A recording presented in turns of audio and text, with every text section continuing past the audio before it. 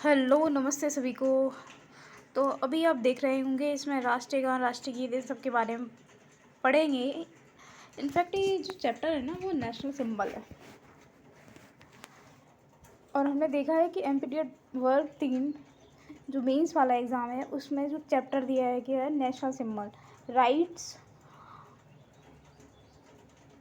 जो हमारे अधिकार, कर्तव्य और जो राष्ट्रीय प्रतीक हैं उनके बारे में एक चैप्टर दिया है। तो हम उसमें से ही अपन एक सब टॉपिक उसका उठा लेते हैं जिसका नाम है राष्ट्रीय प्रतीक। तो आज हम उसके बारे में पढ़ने वाले हैं। ये जो सारा मटेरियल है एनसीईआरटी से लिया गया है, तो आप बिल्कुल भी डाउट नहीं करेंगे और इसे पढ़ जाएंगे आराम से। और आप लोगों को अगर इसके पीडीएफ चाहिए होंगे तो मैं पीडीएफ के लिए एक टेलीग्राम चैनल क्रिएट कर दूँगी, वहाँ से आप, और उसकी लिंक मैं अपने यूट्यूब चैनल पर दे दूँगी, वहाँ से ये सारे आप पीडीएफ पढ़ सकते हैं। तो पहले तो आज का लेक्चर स्टार्ट करते हैं, ठीक है, विदाउट डिले।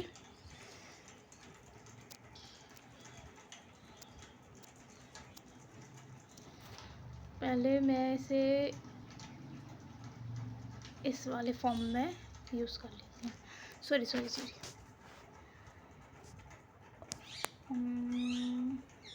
इस वाले में।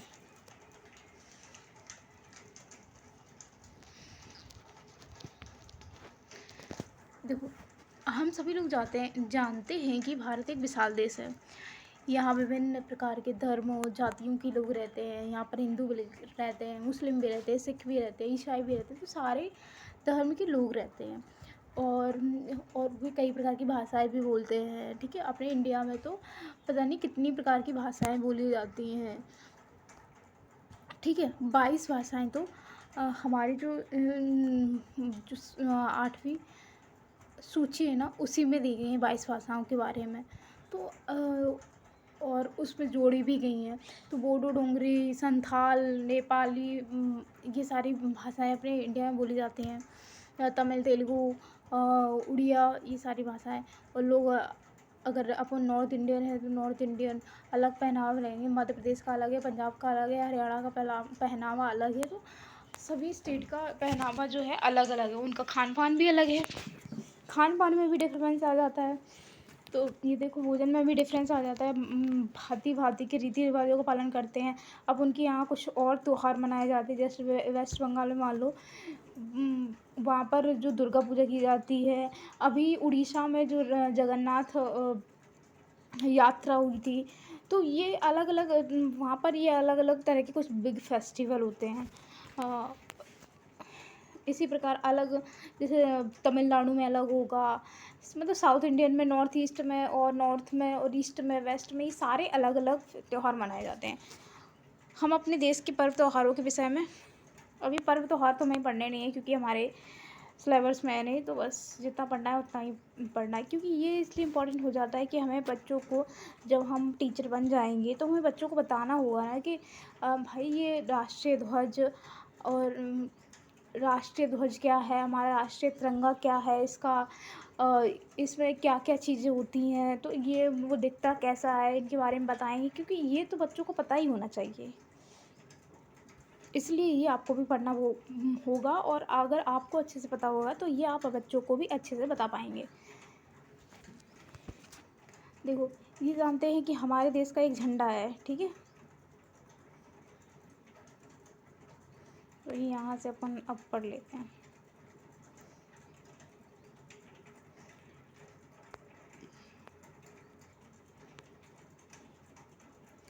हमारे देश का एक झंडा है। अब ये झंडा कोई आम झंडा नहीं है कि मंदिर में लगा झंडा हो गया या जो नेताओं वाले पार्टी के झंडा हुए, नहीं, वो झंडा नहीं है। ये हमारी राष्ट्रीय पहचान है। इस झंडे से हमारी पहचान बनती है और इस झंडे का बहुत महत्व है और ये हमें प्राउड फील करवाता है। सम्मान होता है जब हम झंडे को देखते हैं ना, तो एक सम्मान होता है कि हम भारत के नागरिक हैं और भारत और उसके प्रति एक देशभक्ति पैदा होती है। तो वो सब चीज़ें होती हैं, ठीक है।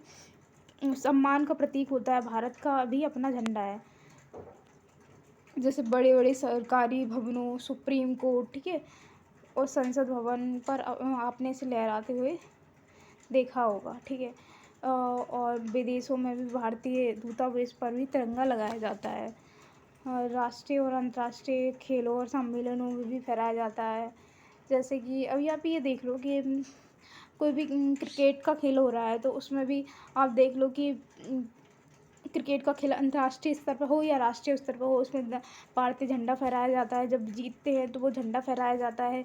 और क्रिकेट की टीमों में तो जितनी भी टीम होती हैं, ऑस्ट्रेलिया, न्यूजीलैंड, कितनी भी टीम हुई, सबके झंडे लगते हैं। अपने इंडिया का भी झंडा लगा होता है। ये सारे हैं। और ये अंतर्राष्ट्रीय खेलों में भारतीय दूतावासों पर भी तिरंगा लगाया जाता है, ठीक है। तो इन सब में भी, और हम इसे अपने घरों और दफ्तरों में भी लगा सकते हैं। जैसे अभी देखा होगा कि आपने कि अभी जो 15 ऑफ अगस्त हर घर एक तिरंगा भी वो चला था इनिशिएटिव। तो उसमें क्या था कि हर घर में तिरंगा लगा होना चाहिए। तो उसमें बहुत लोगों ने घर घर आके झंडे बांटे थे और फिर हमने उन्हें अपने छत पर या फिर अपने घरों में लगाया हुआ था। तो ये जो पीएम नरेंद्र मोदी की एक स्कीम थी, उन्होंने चलाई थी हर घर तिरंगा। लेकिन पूरे देश के साथ मतलब ऐसा है कि पूरा देश जब लगाए तभी। अब इस झंडे के बारे में महत्वपूर्ण बातें पढ़ लेते हैं, ठीक है। अब इस झंडे में सबसे पहले क्वेश्चन तो यही पूछा जाएगा कि लंबाई और चौड़ाई का अनुपात कितना होता है। तो 3:2। याद रखिए, लंबाई और चौड़ाई का अनुपात कितना होता है, 3:2, ठीक है। 3:2 लंबाई और चौड़ाई का अनुपात कितना होता है, 3:2। भारतीय झंडे की 3 समान चौड़ी आयताकार, ये देखो, ये रही, ये रही, ये रही, ये आयताकार पट्टियाँ होती हैं, ठीक है। अब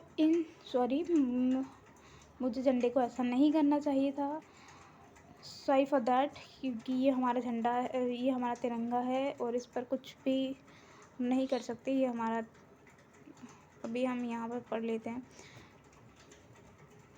अब ये 3 प्रकार की तिलियाँ हो गई।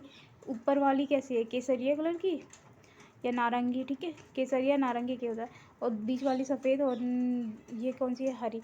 हम एक काम करते हैं, इसे हटा देते हैं। अब तो आपको सही दिख रहा होगा ना।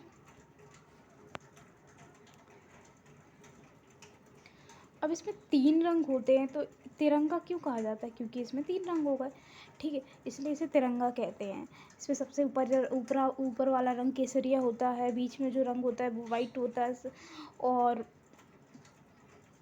ऊपर वाला रंग जो होता है केसरिया रंग किसका प्रतीक होता है, बलिदान और त्याग का प्रतीक होता है, ठीक है। बलिदान और त्याग का प्रतीक होता है हमारा केसरिया रंग। बीच की पट्टी सफ़ेद होती है, सफ़ेद शांति और स्वाभाविक सच्चाई का प्रतीक होता है कि सफ़ेद रंग जो होता है वो शांति लाता है और सच्चाई, ठीक है। तो ये सच्चाई का प्रतीक होता है। और केसरिया रंग किसका प्रतीक होता है, बलिदान और त्याग का प्रतीक होता है। और सबसे नीचे की पट्टी जो होती है ग्रीन क्या होती है, हरियाली मतलब ग्रीन क्या, खुशहाली और विश्वास का प्रतीक होता है। तो ये सारी चीज़ें हैं, ये हमें बच्चों को बताना चाहिए कि हमारे झंडे में 3 कलर हो गए।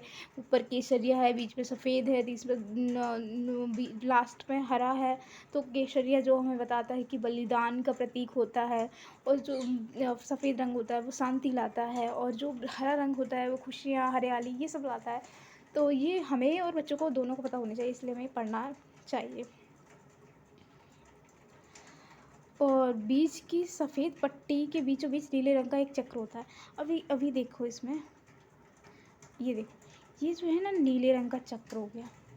अब इस नीले रंग के चक्र की खास विशेषता क्या होती है, ये जो होता है इसमें फर्स्ट क्वेश्चन क्या पूछा जाएगा कि इसमें 24 तीलियाँ होती हैं। ये पूछा जाएगा कि अगर उसमें दिख दिया कि नीले रंग के चक्र में, पहले तो ये पूछा जाएगा, क्वेश्चन अगर बनता भी है तो ऐसे भी बन सकता है कि चक्र किस कलर का होता है। तो चक्र किस कलर का होगा, चक्र नीले रंग का होता है। सिंपल सा क्वेश्चन पूछ दिया उन्होंने।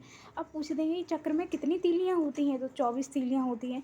अब चक्र किस बात का प्रतीक होता है, ये भी तो पूछा जा सकता है कि चक्र क्या, कृष्ण का चक्र देखा है कभी, कृष्ण का चक्र मतलब क्या, चक्र मतलब चलते रहना, विकास करते रहना, गति करते रहना। तो चक्र का मतलब विकास और गति करते रहना है। और यह है कहाँ से लिया गया है? अशोक स्तंभ से लिया गया है। कहाँ से? अशोक स्तंभ से लिया गया है। मैं इसे ग्रीन कलर कर ले रही हूँ, ठीक है। चक्र गति और विकास का प्रतीक होता है और यह हमेशा चलते रहने और आगे बढ़ने का संदेश देता है, ठीक है। समझ में आ गया? तो हमने अभी क्या पढ़ा? तिरंगे के बारे में पढ़ा। इसमें लंबाई और चौड़ाई का रेशियो 3:2 होता है। सबसे ऊपर केसरिया होता है, फिर सफ़ेद रंग होता है, फिर हरा रंग होता है। केसरिया ये बताता है कि हमें त्याग और बलिदान करना चाहिए, और सफ़ेद रंग शांति और किसका प्रतीक था? शांति और स्वच्छता का प्रतीक था। शांति और सच्चाई का प्रतीक था। और जो हरा रंग है खुशहाली और जो हरियाली, सबका प्रतीक है। और जो हमारा जो चक्र है वो गतिशील गति विकास का प्रतीक होता है। उसमें 24 तीलियाँ होती है और ये नीले रंग का होता है। तो अभी ये हमने पढ़ लिया ना तिरंगे के बारे में। अभी और भी कुछ होगा। अभी वो झंडे के बारे में कुछ बातें होती हैं कि जब भी हम झंडे को अपने साथ ले आएँ, तिरंगे को अपने साथ ले आएँ, जैसे कि हम क्या होता है कि हम ये अभी 15 अगस्त आएगा तो हम ये झंडा खरीद तो लेते हैं, तिरंगा खरीद लिया, फिर क्या हुआ उसने ऐसे ही फेंक दिया ना, तो वो ऐसे फेंका नहीं जाता है।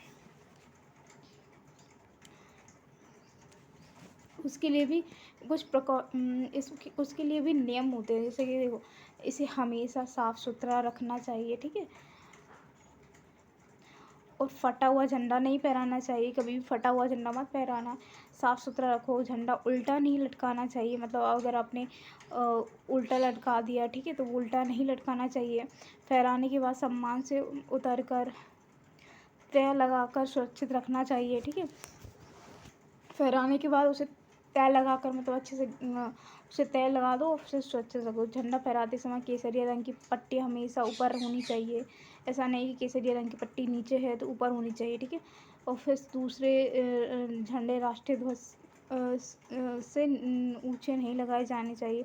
मतलब जो दूसरे भी झंडे अपन लगा रहे हैं तो उन्हें ना हमेशा राष्ट्रीय झंडे से नीचे लगा दो उन्हें, क्योंकि राष्ट्रीय झंडा सबसे ऊपर है। और ध्वज पर कोई प्रतीक, चिन्ह, माला, पुष्प आदि नहीं लगाने चाहिए। तो ये कुछ नहीं है, क्योंकि ध्वज ही खुद में शान है, उस पर क्या कुछ लगाना, उसकी शान कौन बढ़ा सकता है। और ध्वज का प्रयोग पहनावे के रूप में नहीं किया है कि अब आपने ध्वज ले लिया और उससे कपड़े बना रहे हैं, तो ये नहीं होना चाहिए। रूमाल, मेज पोस्ट, नैपकिन, तकिया, चादर, यूनिफॉर्म आदि के छापे में ध्वज का प्रयोग नहीं होना चाहिए। तो ये सब कुछ नहीं होना चाहिए, ठीक है। अब चलते हैं आगे।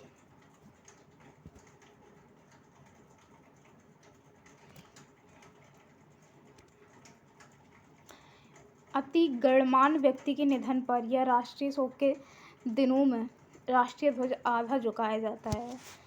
जो भी मतलब व्यक्ति मर जाता है, लेकिन कौन सा व्यक्ति, हर कोई व्यक्ति नहीं, जो जैसे कि राष्ट्रीय शोक भी हो गया, झंडे पर ध्वज बिल्कुल ऊपर ना रखकर कुछ चीज़ें फहराया जाता है।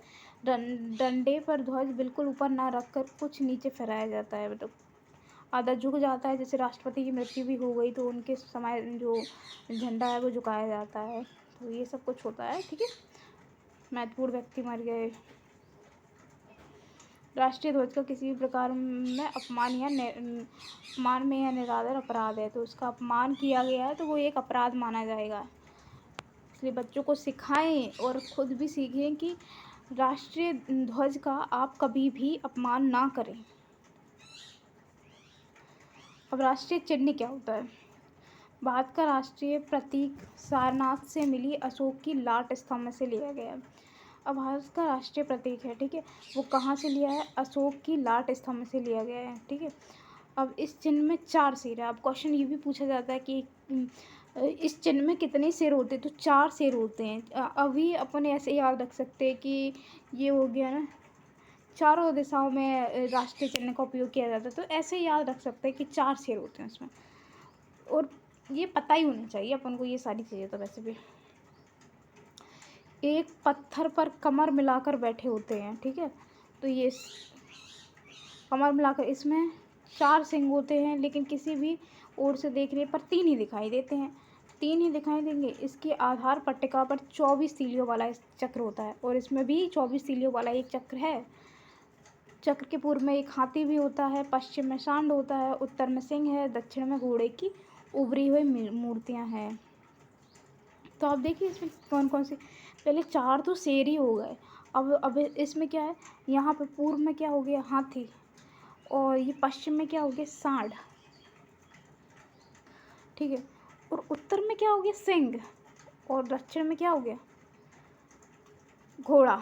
तो यहाँ क्या था, यहाँ सांड था, यहाँ घोड़ा है, यहाँ हाथी है, और यहाँ क्या बचा, यहाँ सिंह हो गया। तो ये देखो, अभी इससे प्रतीक को भी दिखा देते हैं कैसा है। ये देखो, अभी ये देखेंगे तो इसमें देखो 3 ही दिखाई दे रहे हैं, ये सारे 3 हैं, और यहाँ पे नीचे जानवर दिखाई देंगे, जैसे हाथी, सांड, और क्या था, इधर क्या था, ऊपर तो सिंह था, नीचे क्या था, भाई मैं तो भूल गई हूँ नीचे क्या था।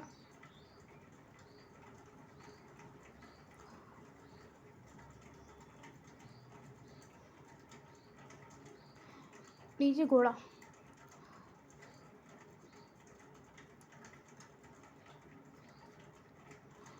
अभी इतना पढ़ लिया मैंने।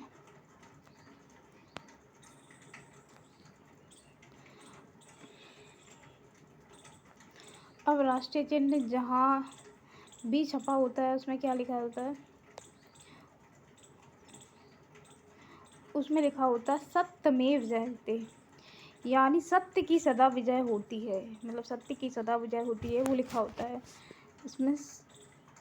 हमारे चिन्ह राष्ट्रीय चिन्ह है, ठीक है, जो अशोक स्तंभ से लिया गया है। यह पंक्ति कहाँ से ली गई है, मतलब सत्य की सदा जीत होती है, सत्यमेव जयते कहाँ से लिया गया है। तो ये हम वेदों पुराणों उपनिषदों का बहुत सम्मान करते हैं। उपनिषदों में एक उपनिषद है,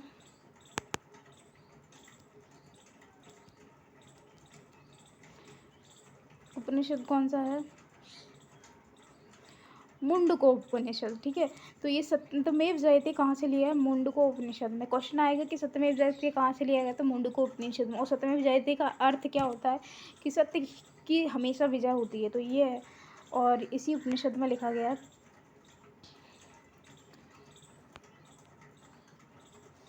और हमारे राष्ट्रीय प्रतीक दस्तावेज, कागजों, सरकारी कागजों और मुद्रा पर मोहर के रूप में लगाया जाता है। ये राष्ट्रीय चिन्ह का उपयोग कहाँ लगाया जाता है, यहाँ पर।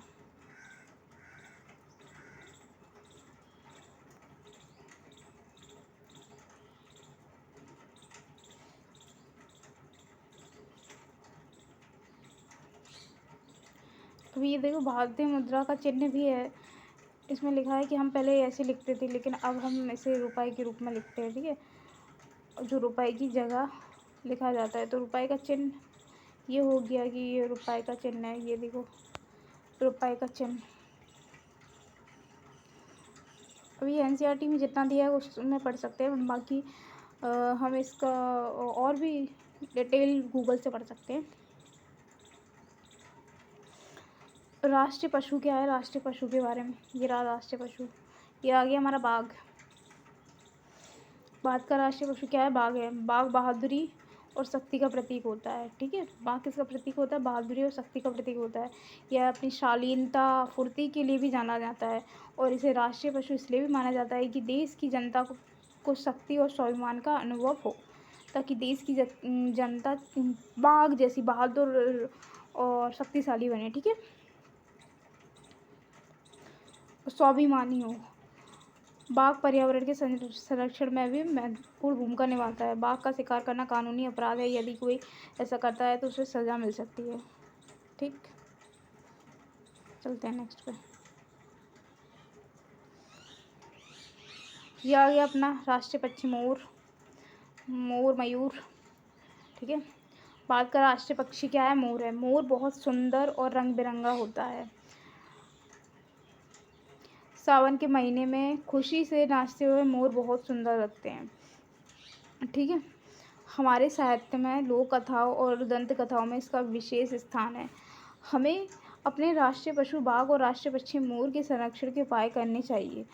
सरकार ने इसे बचाने के लिए इनका शिकार पर रोक लगाई है। कई अन्य प्रयोग भी किए हैं। मोर को मारना भी एक दंडनीय अपराध है, क्योंकि ये हमारे देश की शान है और हम अपनी शान को ही नुकसान पहुंचा रहे हैं, तो ये तो गलत बात है। इसलिए हमें इन्हें प्रिजर्व करने के और जो भी ऐसा कर रहा है उनके खिलाफ शिकायत करो।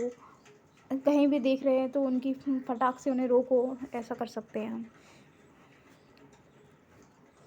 राष्ट्रीय फूल। अब राष्ट्रीय फूल क्या है? कमल।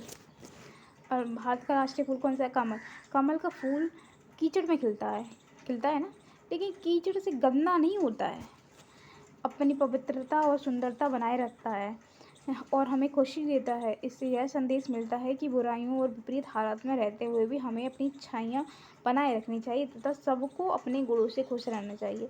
देखो कमल के फूल से हमें कितनी बढ़िया बात सीखने को मिलती है कि कमल का फूल जो होता है कीचड़ में खिलता है और फिर भी वो गंदा नहीं होता है। जैसे कि हाँ, हम लोग भी बुरी हालतों में रहते हैं, फिर भी हमें उन चीज़ों से बाहर निकलना है। जितनी भी बुराइयों में रहें उन चीज़ों से बाहर निकलें, अपनी अच्छाइयों से बुराइयों पर विजय प्राप्त करें। तो ये सारी चीज़ें दिखाता है ये कमल। राष्ट्रीय खेल। और राष्ट्रीय खेल हमारा हॉकी हो गया। भारत का राष्ट्रीय खेल क्या है? हॉकी। कई वर्षों तक भारत के खिलाड़ी विदेश जाकर भी इस खेल में विजय प्राप्त करते रहे हैं। यस, इस खेल को खेलने में गर्व होना चाहिए। और जब मेजर ध्यानचंद थे तब हम जब भी ये अपने जो राष्ट्रमंडल खेल होते हैं तो उसमें जब भी जाते थे ना, तो हमने लगातार गोल्ड प्राप्त करते थे। हमने 8 गोल्ड इसी में प्राप्त करे हैं। नहीं, 8 शायद 6, 8 है शायद, 8 गोल्ड है। 8 गोल्ड इसी में प्राप्त करें हॉकी में ही। तो ये उस समय की बात है जब मेजर ध्यानचंद हुआ करते थे। अभी तो हम इतना अच्छा नहीं कर पाते हॉकी में।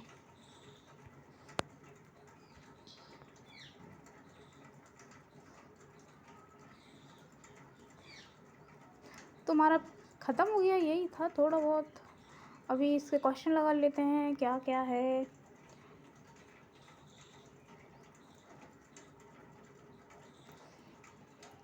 अब ये देखो क्वेश्चन है कि हमारा राष्ट्रीय ध्वज क्या है? तिरंगा है। और राष्ट्रीय प्रतीक में 4 शेर होते हैं। हमारा राष्ट्रीय पशु बाघ है। राष्ट्रीय पक्षी मोर हो गया। राष्ट्रीय फूल कमल हो गया। राष्ट्रीय खेल हॉकी हो गया। ये हम और क्या है इसमें? अभी ये क्वेश्चन पूछेगा, क्या बता नहीं पाएंगे कि झंडे का सफ़ेद रंग क्या संदेश देता है? बताइए, झंडे का सफ़ेद रंग क्या होता है? भी पढ़ा था ना, शांति और सच्चाई का प्रतीक था झंडे का सफ़ेद रंग। चक्र क्या संदेश देता है? चक्र विकास और गति का संदेश देता है। भारत का राष्ट्रीय पशु कौन है? बाघ है। भारत का राष्ट्रीय पक्षी कौन सा है? मोर है। तो ये कितने छोटे छोटे क्वेश्चन है, ये आप खुद ही बता देंगे और इनमें से कोई भी क्वेश्चन बन सकता है आपके पेपर में। राष्ट्रीय चिन्ह के नीचे क्या लिखा है और उसका अर्थ क्या होता है? क्या लिखा है? सत्यमेव जयते। और उसका अर्थ क्या है? सत्य की सदैव विजय होती है। और कहाँ से लिया गया है? मुंडको उपनिषद से लिया गया है। ठीक है, क्वेश्चन बन सकता है, छोटे ही क्वेश्चन है लेकिन बन सकता है कुछ भी। राष्ट्रीय चिन्ह का प्रयोग कहाँ कहाँ किया जाता है? जो सरकारी दस्तावेज होते हैं वहाँ पर किया जाता था ना, तो यहाँ पर ये लिखना चाहता सरकारी दस्तावेज। ये रहा, देखो ये क्वेश्चन कहाँ था। ये सरकारी कागजों मुद्रा पर मोहर के रूप में किया जाता है। अब राष्ट्रीय गान के बारे में पढ़ लेते हैं। राष्ट्रीय गान कौन सा है हमारा? जन गण मन, यही तो है हमारा राष्ट्रीय गान।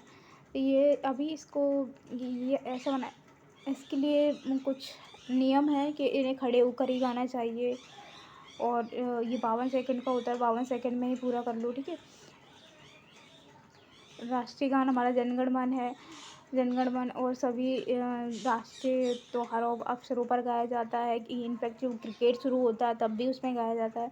यह राष्ट्रीय एकता का प्रतीक है। इसे गुरुदेव रवींद्रनाथ टैगोर ने लिखा था। तो किसने लिखा था? गुरु रवींद्रनाथ टैगोर ने। गुरु रवींद्रनाथ टैगोर ने भारत का भी लिखा है राष्ट्रीय गान और बांग्लादेश का भी लिखा है और इसे 52 सेकंड में गाया जाता है। राष्ट्रगान बोलते हुए सुनते समय सावधान खड़े होकर इसे सम्मान देना चाहिए, ठीक है। यह अपने देश की नदियों प्रांतों लोगों के लिए आदर भाव व्यक्त करता है। यह राष्ट्रीय एकता और सहनशीलता को व्यक्त करता है। हमें अपने राष्ट्रगान पर गर्व है। ऑब्वियसली हमें बहुत गर्व है अपने राष्ट्रगान पर। ये राष्ट्रगान है। अभी तो हम खड़े होकर पढ़ नहीं सकते और सभी लोग जानते हैं।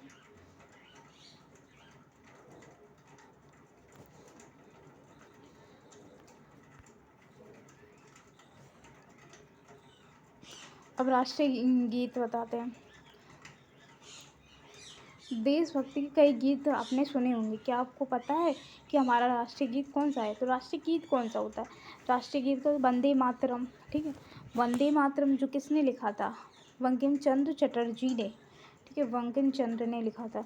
और आज़ादी के आंदोलन में इस गीत ने देश प्रेम और राष्ट्रीय एकता की भावना पैदा करने में मदद की थी।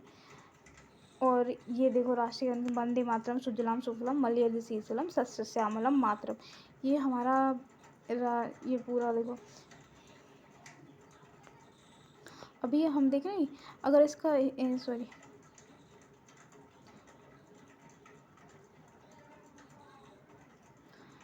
और ये अपनी राष्ट्रीय गान में देखो, इसमें सब लिखा है। हमारे ये विंध्य हिमाचल यमुना गंगा, इसमें सारा कुछ लिखा है। मतलब अपनी इंडिया में जितना भी सब कुछ पाया जाता है सारा कुछ एक राष्ट्रीय गान में वर्णित कर दिया गया। और इसमें भी सेम ऐसा ही है। देखो इसका भाव क्या निकल के आता है? हमारी धरती माता को प्रणाम, ठीक है। हमारी धरती माता जल स्रोतों फलों और फसलों से भरी है। इसमें मंद सुगंधित और शीतल वायु चलती है। रात को मधुर चांदनी फैल जाती है, पेड़ों पर फूल खिलते हैं। देश की भाषा मीठी है, लोग सुख चैन से रहते हैं। भारत माता अपनी संतान को सुख का वरदान देती हैं और दुखों से उस संतान की रक्षा करती हैं। तो ये सारा इसका भाव हो जाता है। ये सुखदाम वरदाम मातरम, ठीक है।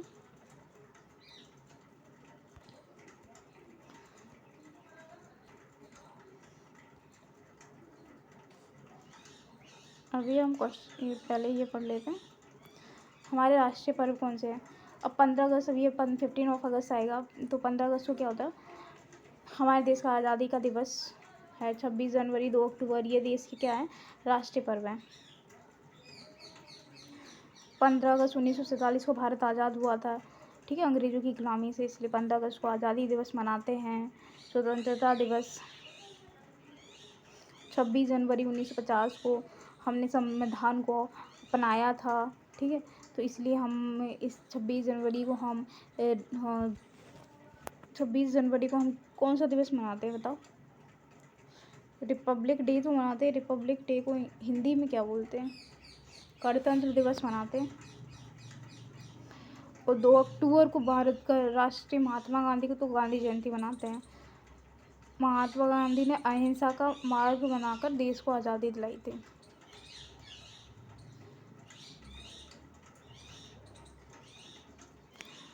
तो आप जान ही गए होंगे कि इन तीनों देशों का कितना महत्व है। सभी धर्मों जातियों के लोग राष्ट्रीय पर्व प्रत्येक देशभक्त मनाते हैं। जैसे 15 अगस्त हर कोई मनाता है, सिख हो, मुस्लिम हो, हिंदू हो, सभी लोग इकट्ठे होकर मनाते हैं। स्कूल में मनाया जाता है। तो ये बहुत। अभी देख लेते हैं भारत का राष्ट्रीय गान। ये हाईलाइट पॉइंट है। भारत का राष्ट्रीय गान जनगण मनगढ़ हो गया, राष्ट्रीय गीत वंदे मातरम हो गया। राष्ट्रीय गान और राष्ट्रीय गीत को सावधान खड़े होकर सम्मान से गाना चाहिए, ठीक है। और भारत का स्वतंत्रता दिवस 15 अगस्त को, गणतंत्र दिवस 26 जनवरी को, गांधी जयंती 2 अक्टूबर को मनाई जाती है। ये तीनों दिवस राष्ट्रीय दिवस या पर्व कहलाते हैं। अभी देखो क्वेश्चन कर सकते हैं। हमारे राष्ट्रीय दिवस कौन कौन से हैं बताइए? कौन कौन से? अभी तो पढ़ के गए हैं। और इन्हें मनाया क्यों जाता है? अपने राष्ट्रीय गान पढ़ा है, इसमें आए 2 प्रदेशों और 2 नदियों के नाम बताइए। बताइए। पंजाब, सिंध। 2 नदियों के नाम है गंगा, यमुना। ये देखो मैं भी इसमें दिखा देती हूँ। पंजाब, सिंध, गुजरात, मराठा। देखो गुजरात आया, पंजाब आया, और इसमें देखो यमुना गंगा 2 नदियाँ आ गई। राष्ट्रीय गीत से आपको क्या संदेश मिलता है उसे लिखिए। तो भी अपने पूरा पढ़ा, उसका भाव उसी ही लिखना है। राष्ट्रीय गीत गाते समय किस बात का ध्यान है कि हमें सावधान खड़े होना चाहिए। और हमारे राष्ट्रीय दिवस ये क्यों मनाए जाते हैं? देखो ये यहाँ था।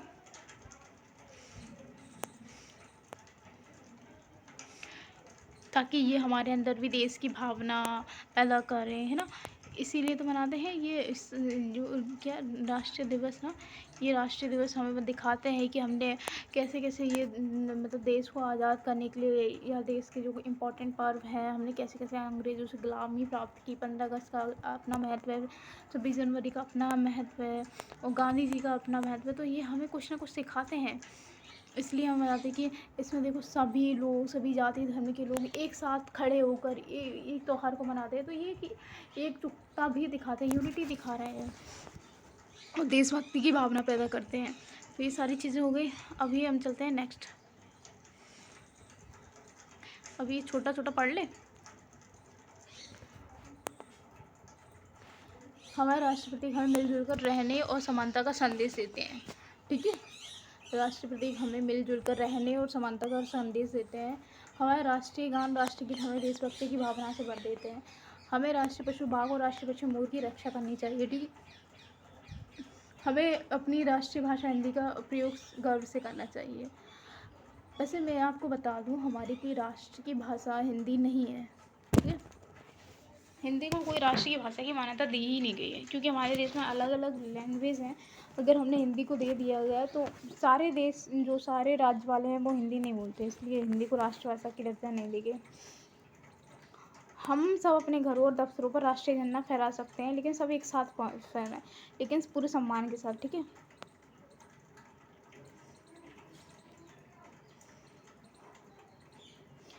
कमल का फूल राष्ट्रीय फूल है और हमारी बुराइयों से बचने का संदेश देता है। और राष्ट्रीय खेल हॉकी है, खेलने के लिए और इसे खेलने के लिए बढ़ावा देना चाहिए, ठीक है। तो अभी क्या है, अभी क्वेश्चन की प्रैक्टिस कर लें। राष्ट्रीय झंडे में कौन कौन से रंग होते हैं बताओ। केसरिया, सफ़ेद, हरा, और ये नीले रंग का क्या चक्र भी होता है, तो ये हो गया। राष्ट्रीय चक्र में बने चक्र में कितनी तीलियां होती है? 24।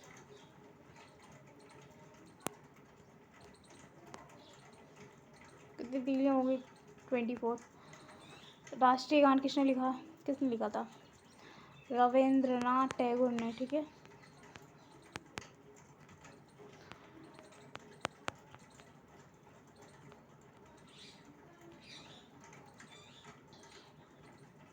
तीनों क्वेश्चन कर लिए।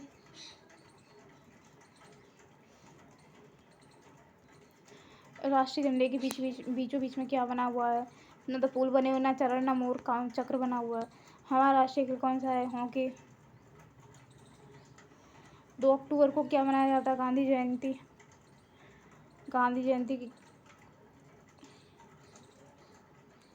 अब इनको जोड़ी बनाना है, जोड़ी बना लो, प्रैक्टिस कर लो इन्हें। राष्ट्रीय झंडा कौन सा हो गया? तिरंगा। राष्ट्रीय पशु कौन सा हो गया?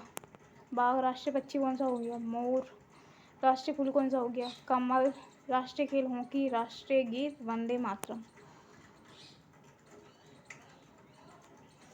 राष्ट्रीय झंडा को सफ़ेद और शांति और किसका प्रतीक होता है? सच्चाई का। पहले का हो गया, ये पहले का हो गया। कमल का फूल कहाँ खिलता है? भाई ये भी कुछ पूछने की चीज़ है। राष्ट्रीय गान गाते समय और सुनते समय क्या सावधान खड़े होकर रहना चाहिए? हमारा राष्ट्रीय गीत है, क्या है? वंदे मातरम।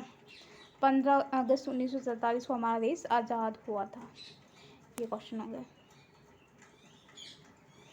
तो अभी उसमें क्या है, ये भी पढ़ लिया कौन ने?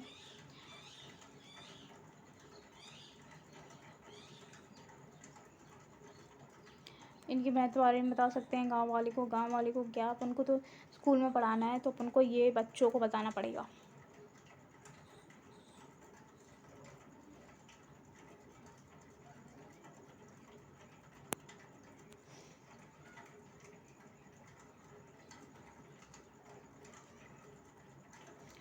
अब ये बताया गया है भाई, ये उत्तरमाला थी। उत्तरमाला खुद आप चेक कर लेना।